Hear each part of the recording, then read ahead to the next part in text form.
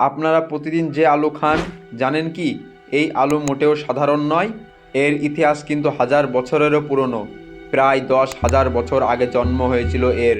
আলুর আসল বাড়ি ছিল দক্ষিণ আমেরিকার আন্দিজ পর্বতমালায়। সেখানকার ইনকা সভ্যতার মানুষেরা প্রথম মাটির নিচ থেকে এই গোলগাল জিনিস তুলে দেখলো, আরে এ তো পেট ভরানো এক অদ্ভুত গুপ্তধন।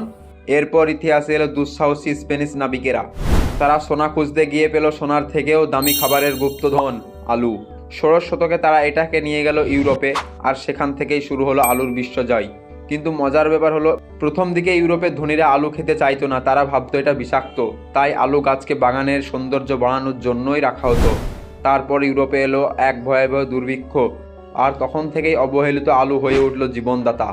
সহজে চাষ, পুষ্টিতে ভরপুর, এই গুণে আলু দ্রুত হয়ে উঠল গরিবের বন্ধু ও সৈন্যদের প্রধান খাবার।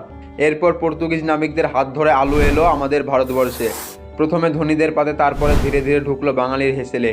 আর আজ সকাল থেকে রাত আলু ছাড়া আমাদের খাবার ভাবাই যায় না। ভাবুন তো, এক সামান্য আলু কিভাবে আন্দিজ পর্বতমালা ঘুরে এসে আমাদের রান্নাঘরের রাজা হয়ে গেল।